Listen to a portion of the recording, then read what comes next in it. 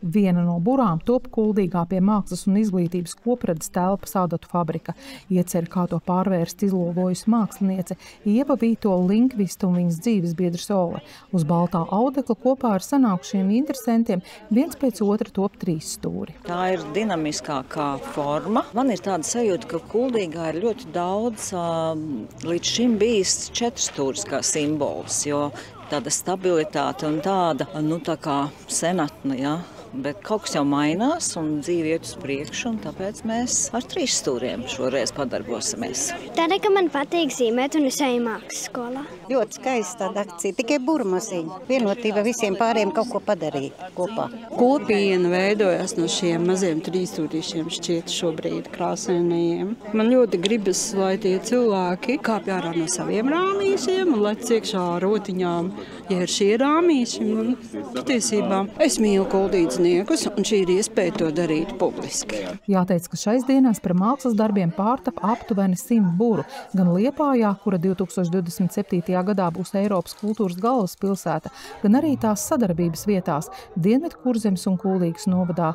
Radošumam ļāvās dažādu apkaimju un dažādu vecuma cilvēki. Viņi zīmēja, gleznoja, šuva, līmēja un aplicēja. Un tad jau tas brīdis ir klāt, kad Eiropas dienas pievakarē buras tiek paceltas svinīgi, piemēram, vienā no Liepājas mikrorajoniem Austras bērnu dziedošā pavadījumā.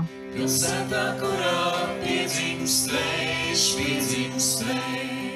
Buras ir kaut kas tāds, kas dzen uz priekšu, ja tajās iepūš vējš. Liepāja 2027, kas ir Eiropas kultūras galvaspilsēta, nosaukums ir nemiers, un šis nemiers ir tas urdošais dzinulis, kas mūs dzen uz priekšu. Ar šīs dienas akciju tad mēs arī gribam uzsākt to ceļu kopā uz 2027. gadu, uzvilkt buras. Eiropas kultūras galvaspilsēta sastāvēs no 28 lieliem tādiem projektu kopumiem. Un viena daļa no šiem pasākumiem tieši saistīsies ar sabiedrības iesaisti, kas ir arī tajā skaitā notikumiem apkaimes kopienās. Tāpēc, lai šīs apkaimes kopienas būtu uzrušinātas un uzbužinātas un samotivētas, tad mēs lēnā garā sākam jau šobrīd tieši ar šīm apkaimēm strādāt ar novadiem, pagastiem, mikrorajoniem, lai mēs varētu ne tikai just atbalstu, kad mēs veidosim lielākus pasākumus, bet arī dot mandātu šīm kopienām jau varētu pašām rīkot pasākumus 27. gadā. Kuldīgai ir vairāki projekti. Pirmkārt, tas ir demokrātijas festivāls, kurš ir ielikts mūsu novada programmā. Tad mums tiks veidota stāstu taka, un šis projekts tiks veidots uz nemateriālā kultūras mantojuma bāzes par gan cilvēku dzīves stāsti, gan leģendas, gan teikas, kas ir sasaistīts ar konkrētām vietām Kuldīgā, un plus vēl tam nāks klāt arī digitālie mēdīji. Tas ir tāds viens projekts, ko īstenos biedrība Kūrava sadarbībā ar mūsu turismu informācijas centru un arī, protams, ar pašvaldību. Tad mums būs tāds sadarbības partneris kā Sanssouci, kuri arī pieslēgsies projektam, kur pamat ideja ir aizsargāt dabu, aizsargāt lašus un pievērst cilvēku uzmanību dabas aizsardzībai un vispār zivju resursu aizsardzībai.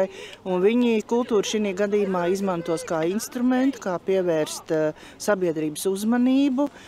Tiks aicināti mākslinieki. Viņi šobrīd meklē vienu konkrētu vai pat vairākas konkrētas vietas, kur varēs notikt tādas kultūras aktivitātes. Vēl viens projekts būs saistīts ar Suitu novadu. Tur ir paredzēts etnomūzikas festivāls, tad ir rezidents radošiem māksliniekiem. Diezgan nozīmīgs projekts ir projekts tieši par restaurācijas procesu un restaurācijas nozīmi šāda te kultūras mantojuma saglabāšanā, un tur vadošais partneris ir tieši restaurācijas centrs ar savām idejām, kurām klāt nāks arī šīs te dārza idejas un cilvēka domāšanas un attieksmes veidošanas idejas. Tā kā projekti ir diezgan daudz. Liepāja 2027 nemiera spēks iepūta ne tikai burās, bet arī dažādos citos pasākumos, piemēram, izstādē pa ceļam. Tā rotās Liepājas gājēju ielas skatlogus, apliecinot, ka no šīs puses nāk lieliski mākslinieki – Sabīna Vernere, Andrejs Lavrinovičs un Anna Franciska Beļāne. Bet buras tiks saglabātas līdz pat 2027. gadam, lai tad tās būtu apskatāmas vienopus.